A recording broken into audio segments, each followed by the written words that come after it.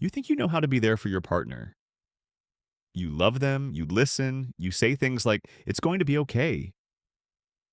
But then something really hard hits: loss, illness, depression, burnout, job trouble, or just life.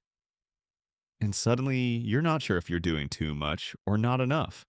You wonder, am I helping or am I actually making it worse? Here's the truth most people don't talk about: being a good partner in good times is easy. Being a good partner in hard times is the test of emotional maturity. And guess what? Most of us were never taught how to do it. In this episode, we're going to fix that. We'll talk about what the science says about emotional support, the most common mistakes people make, and the kind of support that actually works for different people in different situations. Because it's not one size fits all. In fact, research shows that mismatched support can increase stress and even harm relationships over time. Yeah, let that one sink in. Let's start with this idea that support equals solutions. It's not true. In fact, a famous study by psychologist Shelley Gable found that the way partners respond to each other's emotional states, especially in difficult times, is a better predictor of long term relationship satisfaction than how they handle the good times. So, if you're someone who jumps into fix it mode, this might shock you. When someone is hurting, advice can feel like abandonment. What they often want first is presence, not a plan. Here's something from the Gottman Institute, one of the most respected sources in relationship research. Couples who thrive through crisis tend to practice what's called attunement. That means being tuned into not just your partner's words, but their tone, their body language, their silences. It means asking questions like, do you want to talk about it or just sit together? Would it help if I just listened, or are you looking for ideas? What feels supportive to you right now? Simple, right? But most of us don't ask. We assume. And assumptions are where distance grows. Here's another twist: gender plays a role. Studies show that men, especially, are more likely to feel pressure to fix things when their partner is distressed, while women are more likely to focus on emotional validation. But the real key: ask, don't guess. Support is not about what you would want, it's about what they need. Let's talk about invisible labor for a second. When someone's going through a tough time, especially something chronic like depression or grief, their partner often ends up carrying more of the household or emotional load.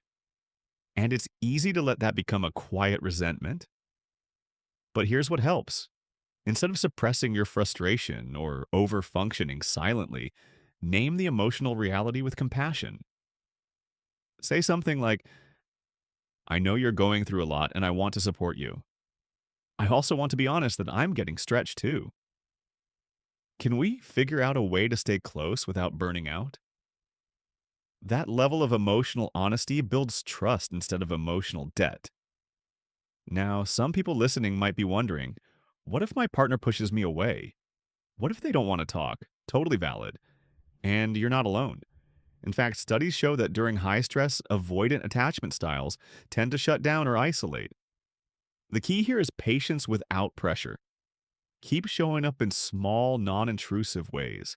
Texts that say, I'm thinking of you, no pressure to respond. Or acts of service like bringing them a cup of tea. Sometimes presence is louder than words. Here's another game changer: nonverbal touch. Skin to skin contact, even something as small as holding hands, has been shown in fMRI studies to reduce stress response in the brain. You don't need the perfect thing to say. You just need to show you're there, body and soul. Let me pause here and ask you something real.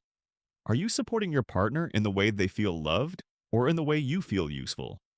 That one question can change everything.